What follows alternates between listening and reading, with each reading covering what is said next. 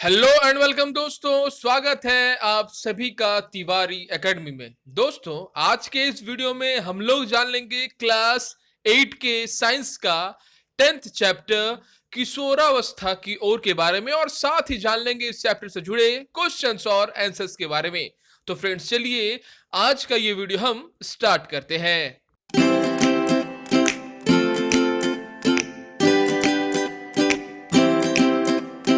तो फ्रेंड्स, जैसा आप सभी देख पा रहे हैं, इस चैप्टर का हेडिंग है किशोरावस्था की ओर के बारे में। तो फ्रेंड्स, चलिए सबसे पहले हम जान लेते हैं कि आखिर इस चैप्टर में आपको कौन सी बातें बताई गई हैं। तो फ्रेंड्स, इस चैप्टर में आपको किशोर अवस्था के बारे में बताया गया है, ठीक है ना। आप सभी जानते हैं जितने भी सारे सजीव है ना फ्रेंड्स, वे अपने जीवन के पूरे अवधि के दौरान ही वो बढ़ते रहते हैं। तो आज हम चर्चा करेंगे मनुष्य के जीवन की उस अवस्था के बारे में जिसे हम किशोर अवस्था कह रहे हैं, और साथ में जान लेंगे कि आखिर हमारे शरीर में वे कौन कौन से परिवर्तन हैं जो आखिर किशोर अवस्था के दौरान आखिर होते हैं, ठीक है ना।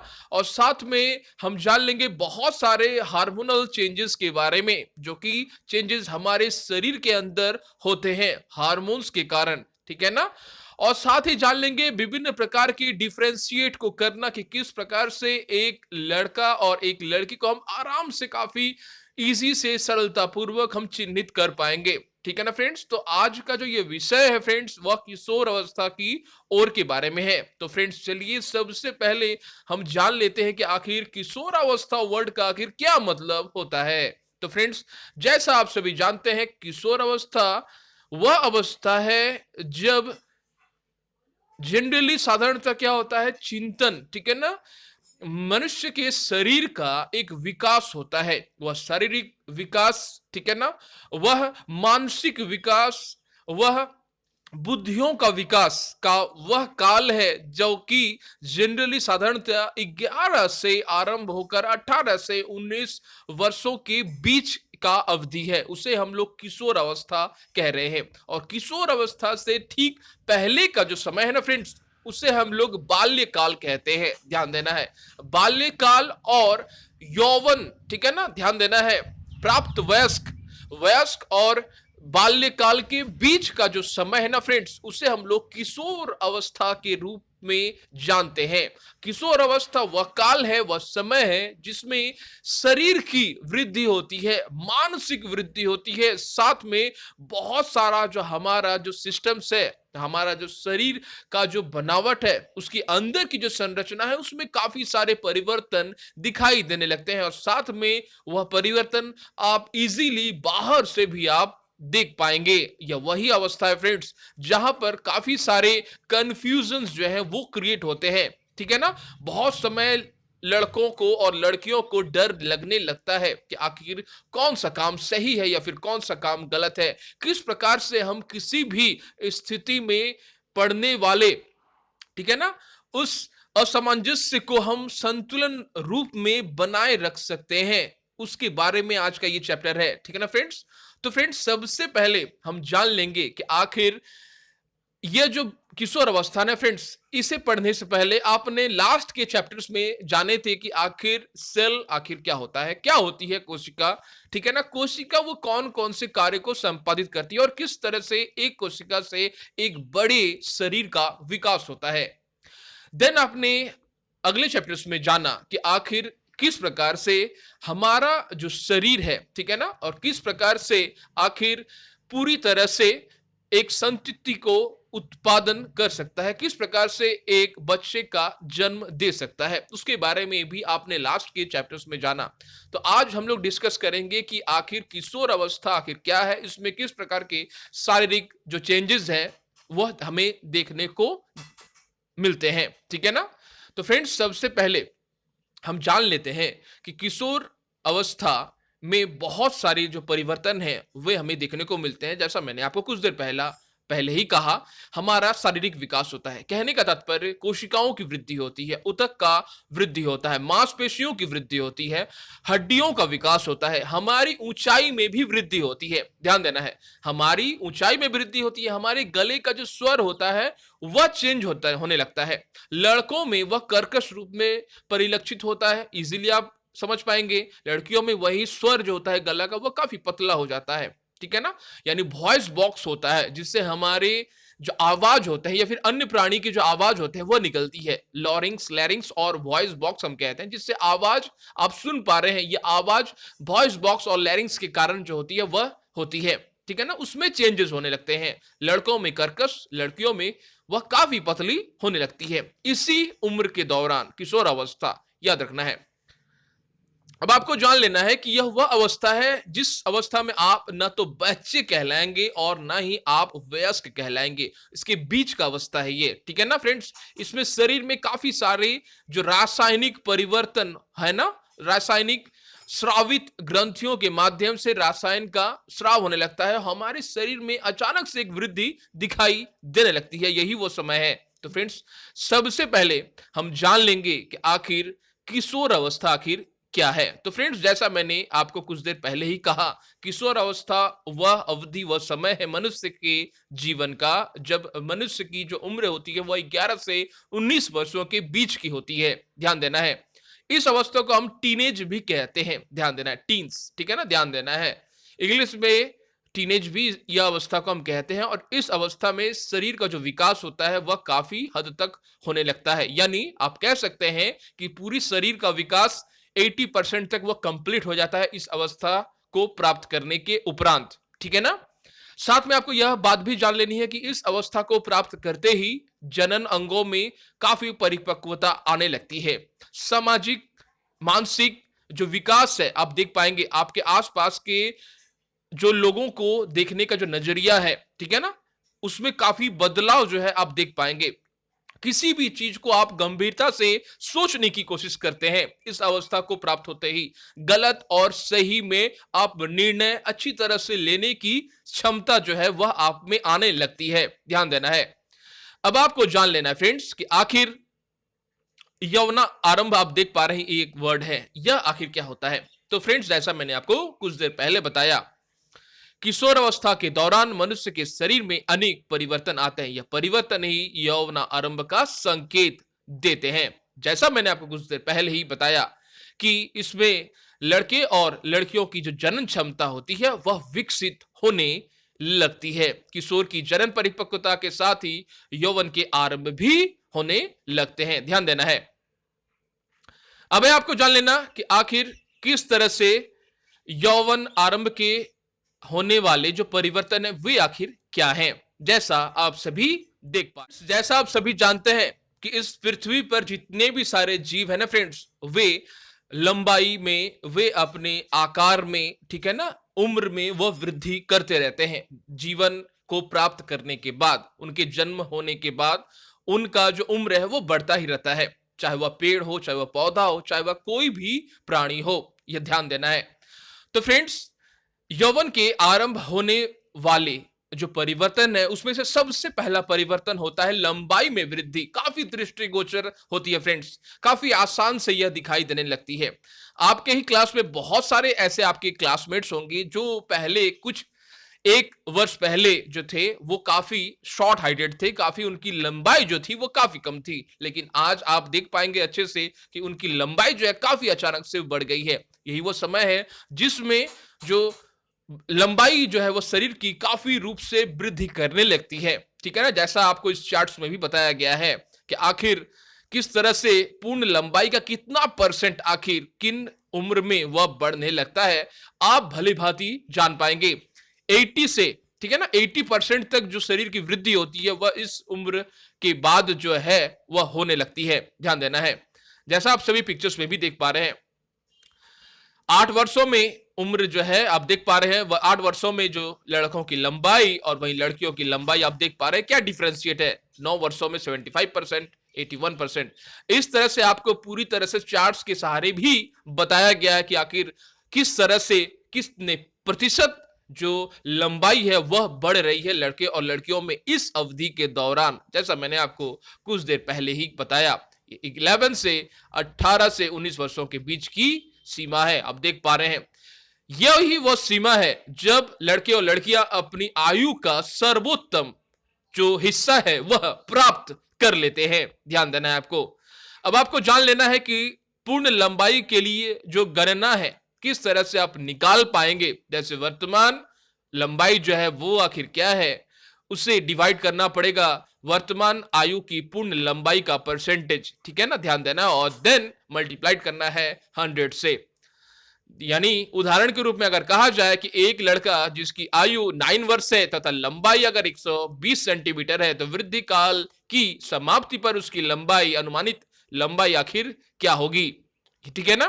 तो 9 वर्ष आप देख पा रहे हैं, लंबाई है 120 सेंटीमीटर, ध्यान देना है, और वृद्धि काल की समाप्ति करने के बाद उसकी लंबाई क्या होगी। तो अब 9 वर्ष की अनुमानित जो लंबाई निकाली गई है वह है, देख पा रहे हैं आप, 75%। आप देख पा रहे हैं ना, 75%।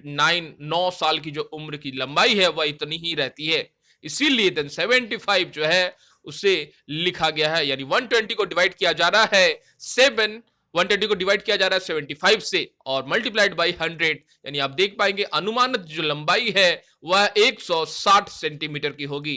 ध्यान देना है आपको, ठीक है ना। तो इस साल से यानी 9 साल के बाद, ठीक है ना, आप देख पा रहे हैं 9 साल जब वह खत्म कर देंगे तो उसकी जो अनुमानित जो लंबाई होगी वह होगी 160 सेंटीमीटर की। ध्यान देना है। और इस तरह से हम बड़ी ही आसानी के साथ किसी भी लड़के और लड़कियों की जो उम्र की लंबाई जो है, ठीक है ना, परसेंटेज के अकॉर्डिंग हम निकाल सकते हैं इस चार्ट की सहायता से। अब देख पा रहे हैं, इसलिए ये चार्ट जो है काफी इंपॉर्टेंट है फ्रेंड्स। आप सभी जानते हैं कि लड़कियों का जो शरीर होता है उसमें बहुत सारे ऐसे हार्मोन्स जो होते हैं जो उन्हें काफी उत्तेजित कर देते हैं कि आखिर लंबाई को बढ़ना है। इसीलिए लड़कियों की जो परसेंटेज है ना लंबाई की, वो लड़कों से ज्यादा होती है, काफी ज्यादा वर्क कर रही होती है। लेकिन हालांकि यह बात भी काफी समय देखा गया है कि लड़कियों की जो लंबाई है वह लड़कों की अपेक्षा कम ही होती है। लड़के ज्यादा लंबे होते हैं लड़कियों की तुलना में। ध्यान देने वाली बात है फ्रेंड्स, ठीक है ना। लेकिन यहां तक आपको यह बात भी याद रखनी है कि आखिर लड़कियां लड़कों की अपेक्षा अधिक तीव्रता में बढ़ती हैं, ठीक है ना, परंतु लगभग 18 वर्ष की आयु तक दोनों अपनी अधिकतम लंबाई को प्राप्त कर लेते हैं, जैसा आपने कुछ देर पहले चार्ट के माध्यम से भी जाना। तो फ्रेंड्स, अब आपको जान लेना है कि आखिर शारीरिक आकृति में परिवर्तन होते हैं। आप सभी जानते हैं कि आखिर यौवन अवस्था को प्राप्त करने के बाद जो परिवर्तन दिखाई देते हैं वो हमने जाना लंबाई के बारे में। अब हम लोग जान लेंगे कि आखिर शारीरिक आकृति में किस प्रकार के परिवर्तन जो है वो देखने को मिलते हैं। तो आप सभी जानते हैं शारीरिक आकृति में विशेषकर से लड़कों में उनका जो सीना होता है वह काफी चौड़ा होने लगता है, हाथ और पैर काफी लंबे दिखाई देने लगते हैं और एक बेमेल सा क्रिएट होता है, एक मेल नहीं रहता है शरीर के साथ। लेकिन जैसे ही वह धीरे धीरे किशोर अवस्था को खत्म करने के स्टेज में होते हैं, यानी 18 के आसपास, 17 के आसपास की उम्र तक में आ जाते हैं, तो फिर क्या होता है, विभिन्न रूप से शरीर जो है वह संतुलन जो है वह होने लगता है। बेमेल जो एक क्रिएट हो गया था, अचानक से शरीर में होने वाली लंबाई को शरीर खुद ही खुद फिर उसे सामंजस्य रूप से, पूर्ण रूप से विकसित करने लगती है। देन हमारा जो शरीर है काफी अच्छा देन उसके बाद दिखाई देने लगता है, ठीक है ना। और साथ में आपको जान लेना है कि लड़कों के जो सीने होते हैं वे चौड़े होने लगते हैं, हाथ पैर काफी लंबे होने लगती है और गला में काफी सारे परिवर्तन जो है वो भी दिखाई देने लगते हैं। वही दूसरी तरफ अगर देखा जाए तो लड़कियों में भी क्या होता है, उनके जो कूल्हे होते हैं, श्रोणियां होती है, वो काफी चौड़े होने लगती है। कमर के नीचे वाला जो हिस्सा है वो काफी चौड़े होने लगता है, यानी पेल्विक बोन्स वाला जो हिस्सा है वो काफी चौड़ा होने लगता है, ठीक है ना। ये बात भी आपको याद रखनी है।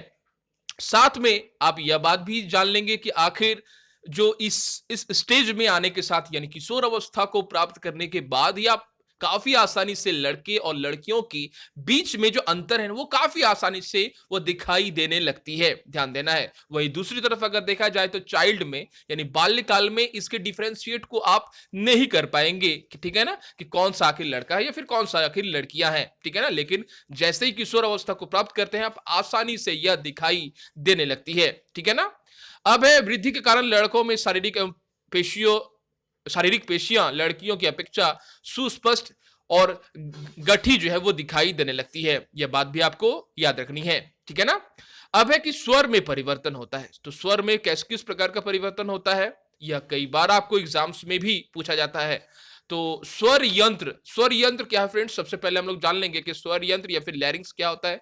तो फ्रेंड्स, स्वर यंत्र या फिर लैरिंग्स वह हिस्सा है हमारे शरीर का जो कि गला में उपस्थित होता है।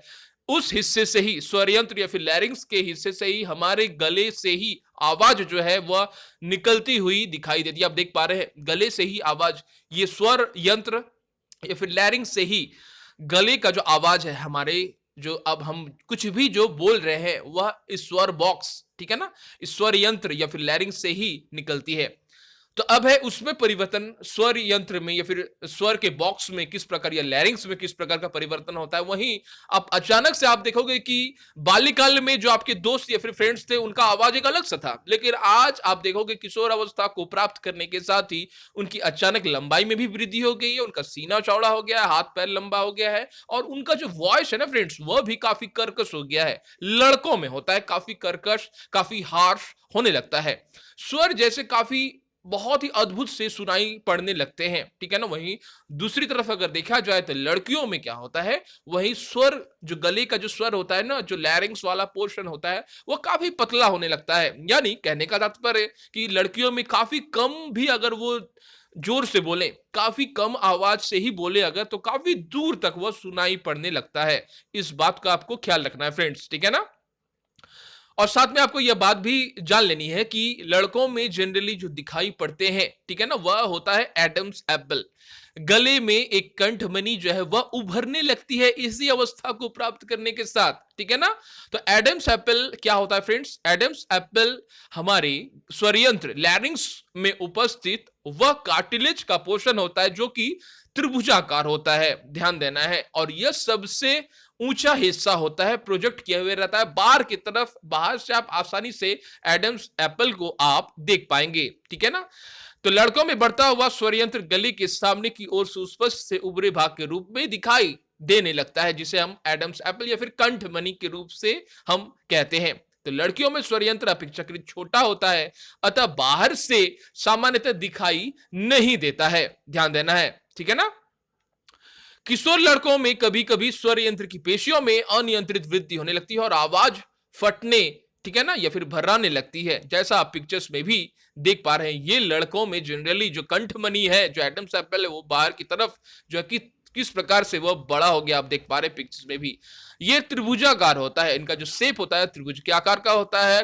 इस अवस्था को प्राप्त करने के साथ यह कार्टिलेज जो होती है गले की, यह भी वृद्धि करने लगती है। यह बात भी आपको याद रखनी है फ्रेंड्स, ठीक है ना, जिसके कारण से आवाज की जो एक मात्रा है, ठीक है ना, वह अलग ही होने लगती है, वह भारित तो होने लगता है, एक गंभीर सा स्वर दिखाई सुनने लगता है, पड़ने लगता है, कर्कश सा आवाज भी जो है वह क्रिएट होता है लड़कों में जनरली, ठीक है ना। आपको यह बात याद रखनी है।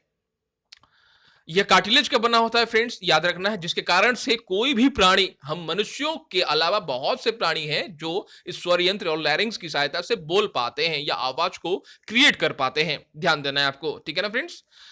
आगे बढ़ेंगे फ्रेंड्स और जान लेंगे कि आखिर स्वेद और तैल ग्रंथियों की क्रियाशीलता में भी वृद्धि होती है। आप सभी जानते हैं हमारे शरीर में बहुत ऐसी ग्रंथियां हैं, ग्रंथियां, ध्यान देना है, ग्रंथियां यानी वह थैली जिसमें काफी सारे रासायनिक पदार्थ जो है वो भरे होते हैं, ध्यान देना है। तो श्वेत ग्रंथि, ठीक है ना, और तैल ग्रंथि जिसमें से तेल का जो तेल जाती बहुत सारे ऐसे तेल की मात्रा के अतिरिक्त, ठीक है ना, बहुत सारे ऐसे ग्रंथियां हैं, श्वेत ग्रंथि, तेल ग्रंथि जैसे थैलियां से रासायनिक पदार्थ निकलने लगते हैं। आप देखोगे कि किशोर अवस्था को प्राप्त करने के बाद जो होते हैं वो काफी हमारे शरीर में पसीना जो होता है, पसीना की मात्रा जो है उसकी मात्रा बढ़ने लगती है, ठीक है ना, और श्वेत ग्रंथ की मात्रा जो है वो बढ़ने लगती है, ठीक है ना। और फिर तेल ग्रंथि, मुंह में बहुत सारे तेल जातीय जो है पदार्थ जो है अपने मुंह में वो आने लगने लगते हैं, ठीक है। इससे पिंपल्स होना, काफी आसानी से पिंपल्स होने लगते हैं, मुहासे होने लगते हैं। ये बात भी आपको याद रखनी है फ्रेंड्स, ठीक है ना। तो आप देख पा रहे हैं किशोर अवस्था में श्वेत और तेल ग्रंथियों का स्राव जो है वह बढ़ने लगता है, ठीक है ना। अब आपको जान लेना है कि इन ग्रंथियों की अधिक क्रियाशीलता के कारण क्या होता है। कुछ होता है क्या है कि कुछ व्यक्तियों के चेहरे पर फुंसी मुहासे आने स्टार्ट हो जाते हैं, जैसा मैंने आपको कुछ देर पहले ही बताया फ्रेंड्स, ठीक है ना। तो फ्रेंड्स अब हम लोग जान लेंगे कि आखिर जनन अंग का विकास भी किशोर अवस्था को प्राप्त करने के बाद जो होता है वह होने लगता है, एक मैच्योरिटी, एक परिपक्वता जो है वो आने लगती है, ठीक है ना। जैसा आपने लास्ट के क्लासेस में भी पढ़े थे कि आखिर मेल में, नर में आखिर कौन से जनन अंग है और फीमेल में आखिर मादा में कौन से जनन अंग है। दोनों में युग्मक जो है ना फ्रेंड्स, मादा के अलग नर के अलग, युग्मक का क्रिएशंस जो है, उनकी उत्पत्ति, उनकी पैदावार जो है वह होने लगती है काफी आसानी से, वह परिपक्व होने लगते हैं, ठीक है ना। अब है जैसे यौवन के आरंभ में जैसे नर जननांग आप जानते हैं, ठीक है ना, जैसे कि वृषण होता है, ठीक है ना, जैसे शिशन होता है, या फिर ये जो होता है वो पूर्णतः विकसित होने लगते हैं, विकसित पूरी तरह से हो जाते हैं, ठीक है ना। और फिर क्या होता है, विष्णु से शुक्राणु का उत्पादन, जो कि एक युग्मक है, उनका उत्पादन जो है वह भी प्रारंभ होने लगता है। और वहीं दूसरी तरफ अगर देखा जाए तो लड़कियों में भी अंडाशय जो होता है वो साइज में वह वृद्धि करने लगती है तथा अंड परिपक्व होने लगते हैं, और अंडाशय से अंडाणु का जो निर्मोचन की भी प्रक्रिया है वह प्रारंभ होने लगती है। ध्यान देना है आपको, ठीक है ना। यानी देखा जाए पूरी तरह से तो नर में भी युग्मक तैयार होने लगते हैं, मादा में भी युग्मक जो है वो परिपक्व होने लगते हैं, मैच्योर होने लगता है। शुक्राणु या फिर डिंबाणु, अंडाणु, वह भी आसानी से वह होने लगते हैं। अब है कि आखिर अंड जो परिपक्व होने के बाद वो अब क्या होता है, उनका निर्मोचन भी स्टार्ट होने लगता है, जिसके बारे में हम लोग आगे पढ़ेंगे, ठीक है ना फ्रेंड्स। यानी पूरी तरह से कहा जाए तो जनन अंगों का विकास इसी अवस्था को प्राप्त करने के उपरांत जो है वो काफी भली भांति दृष्टिगोचर होता है, ठीक है फ्रेंड्स। अब हमें जान लेना है कि आखिर मानसिक, बौद्धिक और संवेदनात्मक परिपक्वता जो प्राप्त होती है वो भी इसी अवस्था को प्राप्त करने के बाद, यानी किशोर अवस्था को प्राप्त करने के बाद आप में दिखाई देने लगती है। जैसे एग्जाम्पल के रूप में अगर कहा जाए तो इस समय लड़के और लड़कियां जो होती है वो काफी कंफ्यूज्ड होती हैं कि आखिर कौन सा सही है, कौन सा गलत है। इस सोच विचार में वह काफी, आप देखोगे बहुत सारे टाइम जो है वो देखा गया है कि लड़के लड़कियां जो चुपचाप जो अवस्था में किसी एक जगह में बैठने लगते हैं, सोचने लगती है, ठीक है ना। वो उनका जो सोच है, उनकी जो सोच की विचारधारा है वह अब काफी बढ़ने लगती है। वो एक अलग नजरिए से, एक अलग एंगल से वो सोचने का एक प्रक्रम जो है अपने दिमाग में वे विकसित करने लगते हैं। ध्यान देना है, ठीक है ना। अब है यह बात भी जान लेना कि वो पहले चाइल्ड, बाल्यकाल में वो अलग तरीके से सोचा करते थे, किसी भी चीज के लिए वो रोते थे अगर उन्हें नहीं मिलती थी तो, ठीक है ना। वो रोने लगते थे, मिट्टी में खेलने लगते थे, कूदने लगते थे। लेकिन वह जो अब समय है वह किशोर अवस्था को प्राप्त करने के बाद उनमें ऐसा परिवर्तन, चिल्लाना, ठीक है ना, फिर उसके बाद मिट्टी में किसी भी चीज का डिमांड है तो उसे ना मिलने पर मिट्टी में लोटपोट हो जाना, तो उस सब वे जितने भी सारी प्रक्रियाएं जो आपको बाल्यकाल में दिखाई देती थी वह अब नहीं दिखाई देंगी इस अवस्था में आने पर, क्योंकि इस अवस्था में आने पर सोच की जो एक मात्रा है, शक्ति है, वो बढ़ने लगती है। लड़के लड़कियां कंफ्यूज होते हैं, किसी भी चीज को सोचने में काफी टाइम लेते हैं, ठीक है ना, सोच समझकर बोलते हैं। सच और झूठ के बीच का जो एक अंतर है वह भी उन्हें आसानी से वो समझने लगते हैं, ठीक है ना। किसी भी चीज को अलग नजरिए से देखना, समझने की पूरी तरह से कोशिश, या फिर बहुत समय ऐसा देखा गया है कि वो कंफ्यूज्ड होते हैं, ठीक है ना, कि आखिर कौन सा सही है, कौन सा गलत है। काफी सोचने समझने में टाइम लेते हैं, ध्यान देना है आपको, ठीक है ना। तो यह जो है, यद्यपि किशोर शारीरिक और मानसिक परिवर्तनों के प्रति अपने आप को ढालने का वो पूरी तरह से प्रयास करता है, ठीक है ना। इसीलिए बहुत समय ऐसा देखा गया कि वो खुद को असुरक्षित जो है वो महसूस भी करते हैं, ठीक है ना। बहुत ही जल्दी घबराने भी लगते हैं, महसूस करने लगते हैं। परंतु किशोर होने के नाते आपको समझना चाहिए कि असुरक्षित महसूस करने का कोई भी कारण नहीं है। परिवर्तन एक प्राकृतिक, ठीक है ना, एक प्राकृतिक है जो शरीर के शारीरिक वृद्धि के उत्पन्न के कारण से यह क्रिएट हो रहे हैं, उत्पन्न हो रहे हैं। इसीलिए किसी भी तरह से घबराने की कोई भी आवश्यकता नहीं है, न ही आपको डरना है, ठीक है ना। यह एक नेचर का, एक प्राकृतिक रूप से परिवर्तन है जो कि हर मनुष्य में यह दिखाई देने लगता है। आगे बढ़ेंगे फ्रेंड्स और जान लेंगे कि आखिर गौण लैंगिक जो लक्षण है, ठीक है ना, वो आखिर क्या होते हैं। जैसा आप सभी देख पा रहे हैं, गौण लैंगिक लक्षण, ठीक है ना फ्रेंड्स। गौण जो लैंगिक लक्षण है फ्रेंड्स, ये वो लक्षण है जिससे किसी भी एक नर से और मादा के बीच का जो अंतर है, आप बड़ी ही आसानी से आप लगा सकते हैं, ठीक है ना? जैसे एग्जांपल्स के रूप में अगर कहा जाए तो आपने लास्ट के चैप्टर्स में भी पढ़े थे कि जो वृषण है लड़कों में, ठीक है ना? नर में वृषण एवं जो अंडाशय जो कि मादा में होती है, वो जनन अंग होते हैं। ये वे दोनों ही क्या करते हैं, युग्मक का क्रिएशंस करते हैं, उत्पादन करते हैं, यानी शुक्राणु एवं अंडाणु उत्पन्न करते हैं। युवावस्था में क्या होता है कि लड़कियों के स्तन का जो विकास है वो फिर इस अवस्था में दिखाई देने लगता है, ध्यान देना है। और लड़कों के चेहरे पर क्या होता है ना, आखिर बाल उगने लगते हैं, ठीक है ना? और या फिर आप कह सकते हैं कि बाल के उगना को आप कह सकते हैं इस तरह से, अर्थात दाढ़ी या फिर मूछें जो है वह आनी लगती है। यह लक्षण क्योंकि लड़के और लड़कों को पहचानने में सहायता करते हैं। जैसा मैंने आपको कुछ देर पहले ही बताया कि बाल्यकाल में दोनों ही लगभग सेम लगते हैं, लेकिन इस अवस्था को प्राप्त करने के बाद आप आसानी से दोनों में अंतर जो है वो निकाल सकते हैं, ठीक है ना? इन्हें हम लोग गौण लैंगिक लक्षण के नाम से जानते हैं, ठीक है ना? ध्यान देना है, लड़कों के सीने पर भी बाल आने लगते हैं और लड़कों और लड़कियों दोनों में ही बगल और जांग के ऊपरी भाग में, अथवा आप कह सकते हैं कि प्यूबिक क्षेत्र में जो बाल हैं वह भी आने लगते हैं। लड़कियों में जो कमर होता है वह चौड़ी होने लगती है, लड़के के जो सीने होते हैं, जांग में, बगल में बाल जो है, हेयरी एक स्ट्रक्चर जो है वो क्रिएट होने लगता है। ये बात भी आपको याद रखनी है फ्रेंड्स, ठीक है ना? अब हम लोग जान लेंगे कि आखिर अंतःस्रावी ग्रंथियों का आखिर क्या रोल होता है, आखिर इस किशोर अवस्था को प्राप्त करने के बाद। ध्यान देना है, ठीक है ना? तो सबसे पहले हम लोग जान लेंगे कि अंतःस्रावी जो ग्रंथियां होती हैं, तो फ्रेंड्स ये जो ग्रंथियों कहने का तात्पर्य एक थैला, एक बैग, ठीक है ना? अंतःस्रावी, अब इसका मतलब क्या होता है? अंतःस्रावी कहने का मतलब, पहले हम लोग जान लेंगे कि ग्रंथि मतलब थैला होता है, ठीक है ना? अंतःस्रावी ग्रंथियों से कौन सा पदार्थ निकलता है, ये कई बार आपको एग्जाम्स में पूछा जाता है। तो उसमें से निकलते हैं हार्मोन्स। ध्यान देना है, हार्मोन एक केमिकल सब्सटेंस है, एक रासायनिक पदार्थ है, ठीक है ना? अब है कि आखिर इस अंतःस्रावी जो तंत्र है या फिर ग्रंथियों द्वारा, ठीक है ना, इससे क्या निकलता है? तो हार्मोन्स आपने जाना। ये हार्मोन्स के जो काम करने का जो आखिर माध्यम है वो कैसा होता है? तो हार्मोन्स जो होते हैं वो जनरली सिक्रिट होते हैं, स्रावित होते हैं, पाइप के माध्यम से होते हैं, ठीक है ना? और एक होता है डायरेक्ट ब्लड में या फिर खून में, ठीक है ना?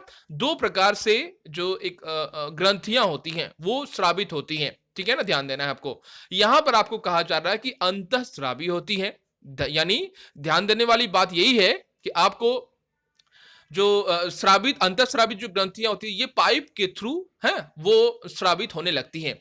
अब आपको जान लेना है कि किस प्रकार यह जो है काम करता है। जैसे यौवन आरंभ के साथ ही वृषण पौरुष हार्मोन और अथवा टेस्टोस्टेरोन का स्रवण प्रारंभ कर देता है। ये लड़कों में परिवर्तन के कारक हैं। कौन से हैं? पौरुष हार्मोन, ठीक है ना, आप कह सकते हैं, या फिर आप कह सकते हैं स्लैश में टेस्टोस्टेरोन, ठीक है ना? ये नाम काफी इंपॉर्टेंट है फ्रेंड्स, याद रखना है आपको, ठीक है ना? अब है लड़कों में परिवर्तन के जो कारक है जिसके माध्यम से आप आसानी से लड़कों को पहचान सकते हैं, जिसके बारे में आपने अभी भी पढ़ा है, ठीक है ना? उदाहरण के लिए चेहरे पर बाल आना शुरू करते हैं लड़कियों में यौवन के आरंभ के साथ ही। अंडाशय यानी स्त्री हार्मोन, ध्यान देना है, अंडाशय यानी स्त्री हार्मोन, ठीक है ना, अथवा एस्ट्रोजन, ध्यान देना है।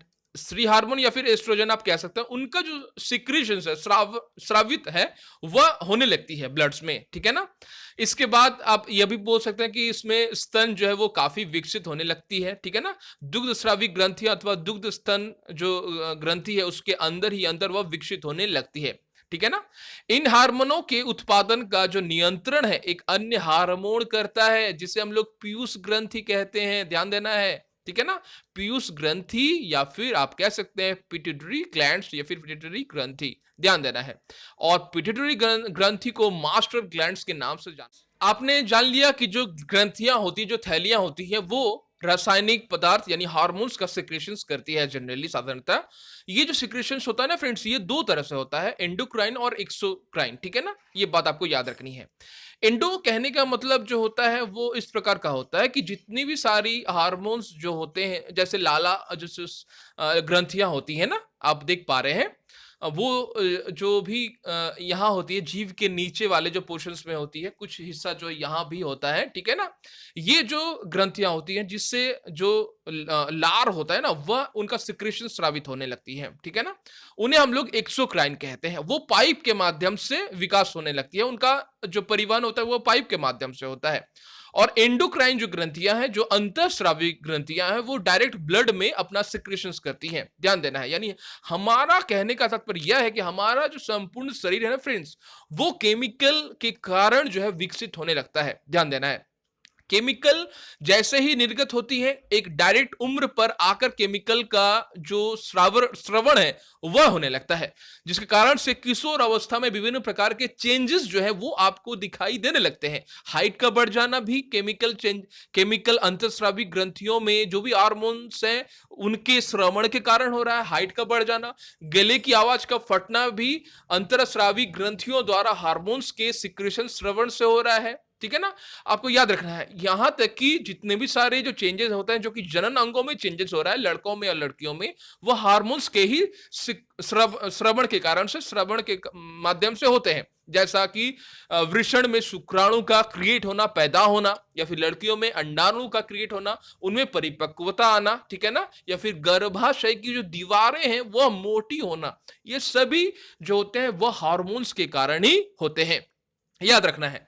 अब आपको जान लेना कि आखिर इन शॉर्ट में पिट्यूटरी ग्लैंड्स को हम लोग मास्टर ग्लैंड्स कहते हैं। और पिट्यूटरी ग्लैंड्स जो होता है, पिट्यूटरी पीयूष ग्रंथि, यह काफी रिस्पॉन्सिबल होती है हमारे बहुत सारे ऐसे हार्मोन्स को कंट्रोल करने में, ठीक है ना? याद रखना है, जो कि दिमाग के अंदर, ये पीयूष ग्रंथि दिमाग के बीच में मौजूद होती है, दिमाग के अंदर, ठीक है ना? याद रखना है आपको इन बातों को।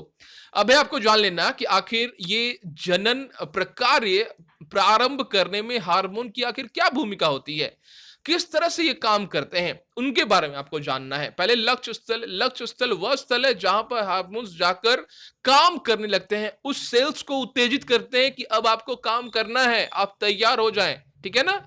तो उसे हम लोग लक्ष्य स्थल कहते हैं। अब है कि आपको जान लेना कि आखिर लैंगिक हार्मोन क्या होता है। लैंगिक हार्मोन कहने का मतलब वृषण से शुक्राणु का निकलना, अंडाशय से अंडाणु का निकलना ही लैंगिक हार्मोन के माध्यम से वह कंप्लीट होता है, ठीक है ना? जैसे एग्जांपल्स के रूप में कहा जाए कि अंतःस्रावी ग्रंथियां हार्मोन रुधिर प्रभाव में स्रावित होती है, जिससे वह शरीर के विशिष्ट भाग अथवा लक्ष्य स्थल तक पहुंच सके। ध्यान देना है, लक्ष्य स्थल हार्मोन के प्रति अनुक्रिया करता है और शरीर में अनेक अंतःस्रावी ग्रंथियां मौजूद हैं। जैसे वृषण एवं अंडाशय लैंगिक हार्मोन को क्या करती है, वो स्रावित करती है। ध्यान देना फ्रेंड्स, ठीक है ना? अभी अभी आपने कुछ देर पहले ही पढ़ा कि हार्मोन जो होते हैं वह गौण लैंगिक लक्षणों के लिए उत्तरदायी होते हैं। गौण लक्षण, ठीक है ना? तो फ्रेंड्स, गौण लक्षण आखिर कौन से लक्षण है? जैसा मैंने आपको पहले कहा कि वे लक्षण, ठीक है ना, ध्यान देना है, जिसमें आप आसानी से एक लड़के और लड़कियों के बीच में आप अंतर स्पष्ट कर पाएंगे, गौण लैंगिक लक्षण कहलाते हैं, ठीक है ना? अब है कि इसमें आसानी से जितने भी प्यूबिक क्षेत्र हैं, बगल है, थाई है, वहां पर जो बाल हैं, लड़कों में मूछ है, दाढ़ियां हैं, वो निकलने लगती है, लड़कियों में भी बगल में और जांग में और प्यूबिक क्षेत्र में बाल आने लगते हैं, ठीक है ना? स्तनों का विकास होने लगता है लड़कियों में। ये गौण लैंगिक लक्षणों के लिए रिस्पॉन्सिबल होते हैं। अब आपको जान लेना है कि आखिर लैंगिक हार्मोन भी पीयूष ग्रंथि द्वारा स्रावित हार्मोन के लिए नियंत्रण में है। यानी लैंगिक हार्मोन भी पीयूष ग्रंथि के द्वारा स्रावित होने वाले हार्मोन के नियंत्रण में है। इसीलिए मैंने कहा आपको कुछ देर पहले कि पीयूष ग्रंथि को भी मास्टर ग्लैंड्स कहते हैं। मास्टर है ये, ठीक है ना? ध्यान देना है, वह क्या करता है, वह आज्ञा देता है कि अब आपको उस प्रॉपर लक्ष्य स्थल पर काम करने हैं, ठीक है ना? पीयूष ग्रंथि अनेक हार्मोन स्रावित करती है। उनमें से एक हार्मोन अंडाशय में अंडाणु एवं वृषण में शुक्राणु के परिपक्व होने को भी नियंत्रित करता है। फ्रेंड्स, ये बात भी आपको याद रखनी है। तो फ्रेंड्स, इन हार्मोन्स के बारे में आपको हायर के क्लासेस में काफी अधिक जो है वो जानने को मिलेगा फ्रेंड्स, ठीक है ना? अभी आपको कुछ नॉर्मल सी बातें, साधारण सी बातें आपको जाननी है, ठीक है ना फ्रेंड्स? और ये हार्मोन जो होते हैं, हार्मोनल जो चेंजेस होते हैं, परिवर्तन होते हैं हमारे शरीर में, वे कौन सा हार्मोन किस प्रकार का काम करता है, इसके बारे में आप हायर क्लासेस में जान पाएंगे। और साथ में पेड़ पौधों में भी हार्मोन्स होते हैं, पाए जाते हैं, उसके बारे में भी आप हायर की क्लासेस में जान पाओगे, ठीक है ना फ्रेंड्स? तो फ्रेंड्स अब हमें आगे जान लेना है कि आखिर किस प्रकार से ये टोटल काम जो है होता है वह होने लगता है, संपादित होता है। जैसे पीयूष ग्रंथि से स्रावित हार्मोन जनन अंगों को टेस्टोस्टेरोन और पुरुष में जो कि और एजेस्टेरोन जो कि स्त्रियों में स्रावित करने के लिए उद्दीपित करता है, ठीक है ना। तो यह पहली बात है कि पीयूष ग्रंथि से होता है। देन आप उसके बाद क्या क्या होता है प्रोग्राम, उसके बाद क्या काम होता है, तो रुधिर में प्रवाह में स्रावित किया जाता है तथा शरीर के विभिन्न भागों में जो कि लक्ष्य स्थल जिसे हम कह रहे हैं वहां तक पहुंचता है, ठीक है। हार्मोन रासायनिक जो द्रव्य है वह स्रावित करने के लिए उद्दीपित करता है, ठीक है ना। कौन क्या करता है, पीयूष ग्रंथि। अब रुधिर प्रवाह में वो मैसेंजर के रूप में, हार्मोन जनरली फ्रेंड्स मैसेंजर के रूप में काम करते हैं, संदेश वाहक के रूप में काम करते हैं, ठीक है ना। अब उसके बाद वाला जो भाग है यौवन आरंभ के समय शरीर में परिवर्तनों को उद्दीपित करता है, ठीक है ना। ये पूरा काम आप देख पा रहे हैं, जनन के अंगों के परिपक्वता का पूरा काम यह किसके अंडर में है, किससे के अंतर्गत आता है यह काम, तो ये पिट्यूटरी ग्लैंड के अंतर्गत आता है। पिक्चर्स में मैंने आपको कुछ देर पहले भी बताया फ्रेंड्स, ठीक है ना। तो आपको जान लेना है कि मानव में जनन काल की जो अवधि होती है ना फ्रेंड्स, वो आखिर किस प्रकार की होती है, कितने दिन की होती है। तो फ्रेंड्स आपने कुछ देर पहले ही जाना कि किशोर अवस्था को प्राप्त करने के बाद, ठीक है ना, जितने भी सारे लड़के लड़कियों में जो जनन अंग में परिपक्वता आने लगती है, ठीक है ना। अब कहा जाए कि आखिर स्त्रियों में वो किस प्रकार से संपादित होता है, तो स्त्रियों में जनन अवस्था को प्रारंभ यौवना के 10 से 12 वर्ष की आयु को प्राप्त करने के बाद से आरंभ हो जाता है, तो सामान्यतः 45 से 50 वर्ष की आयु तक ये चलता रहता है, ठीक है ना, ध्यान देना है। और अंडाशय में एक अंडाणु परिपक्व होता है जिसे 28 से 30 दिन के बीच में ये किसी एक अंडाशय द्वारा निर्मोचित होता है। आप सभी जानते हैं कि जनन अंग जो है उनमें परिपक्वता का मतलब हुआ कि आखिर किस प्रकार से अंडाणु का आखिर निर्मोचन होता है। यह 28 से 30 दिन के बीच में निर्मोचन होता है, जिसमें काफी सारे जो रक्त है, रक्त के साथ काफी सारे मटेरियल जो है वो निकलते रहते हैं लड़कियों में, ध्यान देना है। और लड़कों में आप जानते हैं वृष्ण में कि आखिर किस प्रकार से युग्मक का जो उत्पादन है वह होने लगता है, और जो शिशिन है उसकी जो लंबाई है वह भी वृद्धि होने लगती है, ध्यान देना है। अब आपको जान लेना है कि आखिर ये आप देख पा रहे हैं कि ऋतुस्राव आखिर या फिर रजोधर्म जो है वो हम किसे कहते हैं। तो आप सभी जानते हैं कि आखिर जब अंडाणु का निषेचन नहीं हो पाता है, ठीक है ना, जब उस स्थिति को अंडाणु तो क्या होते हैं, गर्भाशय का मोटा स्तर रुधिर वाहिकाओं में सहित निस्तारित हो जाता है। इससे स्त्रियों में एक रक्तस्राव होता है जिसे हम लोग ऋतुस्राव कहते हैं, ध्यान देना है। अब ये ऋतुस्राव के जो टर्म होते हैं, ठीक है ना, ये कब होता है, तो ऋतुस्राव लगभग 28 से 30 दिनों के बीच में एक बार होता है जरूर। जैसा मैंने आपको कहा, जो अंडाणु जो तैयार होते हैं ना फ्रेंड्स, तो वो एक एक करके हर महीने में निकलते रहते हैं, ध्यान देना है।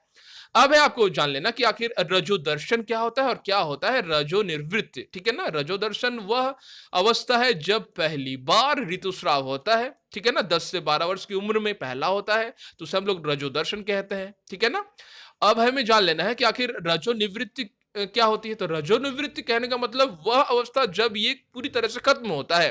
तो वह कब खत्म होता है फ्रेंड्स, वह होता है लगभग 45 से 50 की आयु में ऋतुस्राव होना रुक जाता है, जिसे हम लोग रजो निवृत्ति कहते हैं। ध्यान देना है, 45 से 50 वर्ष की उम्र के बीच में बंद होने लगता है लड़कियों में, ठीक है ना। स्टार्टिंग होता है 10 से 12 साल में, जिसमें हम लोग रजो दर्शन कहते हैं, ठीक है ना, और खत्म होता है रजो निवृत्ति, जिसमें 45 से 50 साल जो है इस अवस्था में ये खत्म होते हैं, ठीक है ना, ध्यान देना है। अब आपको कुछ बातें जो है वह जान लेनी है कि आखिर संतति का जो लिंग निर्धारण जो है वो किस प्रकार से होता है उसके बारे में। तो फ्रेंड्स आप सभी जानते हैं कि आखिर किस प्रकार से लिंग निर्धारण जो है वो पुरुष के माध्यम से, यानी पुरुष के युग्मक के माध्यम से ही होती है। आप सभी जानते हैं कि आखिर युग्मक जब मिलते हैं, ठीक है ना, आप सभी जानते हैं युग्मक का प्रविष्ट जब होता है शरीरों में, ठीक है ना। आपने लास्ट के क्लासेस में भी पढ़े थे फ्रेंड्स कि किस प्रकार से जो वृषण में आखिर किस प्रकार से आखिर जो शुक्राणु है वो तैयार होते हैं और किस प्रकार से मादा में वो प्रविष्ट करती है, ठीक है ना। तो साथ में आपको यह बात भी जान लेना है कि आखिर मनुष्य का जो शरीर है ना फ्रेंड्स, ये पूरा ह्यूमन बॉडी, उसमें जो भी जितने सारे क्रोमोसोम्स होते हैं वह उनकी संख्या होती है 23 पेयर की, यानी 23 जोड़ा की, यानी 46, ध्यान देना है। जिसमें 22 जोड़ा तो कुछ नहीं होता है, ध्यान देना, लेकिन सबसे इंपॉर्टेंट लिंग निर्धारण के लिए वो 23वां जोड़ा होता है, यानी 23rd पेयर होता है, जिसमें क्या होते हैं आप सभी जानते हैं कि आखिर गुणसूत्र जो होता है प्रत्येक कोशिका के केंद्रक में उपस्थित होता है, क्रोमोसोम्स जो होते हैं वो मौजूद होते हैं, ठीक है ना। सभी मनुष्यों की कोशिका के केंद्रक में 23 जोड़े गुणसूत्र पाए जाते हैं, ठीक है ना। इनमें 2 गुणसूत्र लिंग गुणसूत्र हैं, जिस कारण से लिंग का निर्धारण होता है सिर्फ 2, ठीक है ना, ध्यान देना है। जबकि अब आपको जान लेना है कि स्त्री में जो गुणसूत्र होते हैं वो 2 एक्स होते हैं, ठीक है ना, 2 एक्स होते हैं, ध्यान देना है। और पुरुष में होते हैं 1 एक्स और 1 वाई होता है, ध्यान देना है, ठीक है ना। ये स्त्रियों में होती है और ये पुरुषों में होता है, यानी एक एक स्त्री, ठीक है ना, वो मादा के जन्म के लिए ही उत्तरदायी होती है। जैसे ही एक स्त्री किसी नर को जन्म देती है, यानी कि किसी बच्चे को जन्म देती है नर रूपी, ठीक है ना, तो वह उसके लिए रेस्पॉन्सिबल जो होता है वह पिता होता है, आप देख पा रहे हैं, ठीक है ना, वो पिता होता है। इसीलिए कहा गया है कि एक जोड़ी गुणसूत्र क्रोमोसोम्स जो होती है वह लिंग सूत्र कहते हैं, जिन्हें हम एक्स और वाई भी कह रहे हैं। स्त्री में 2 एक्स गुणसूत्र होते हैं, जबकि पुरुष में 1 एक्स और 1 वाई गुणसूत्र क्रोमोसोम्स जो है वो होता है। युग्मक अंडाणु और शुक्राणु में गुणसूत्र का एक जोड़ा होता है। युग्मक अंडाणु में आपने लास्ट के चैप्टर्स में पढ़े थे, ठीक है ना।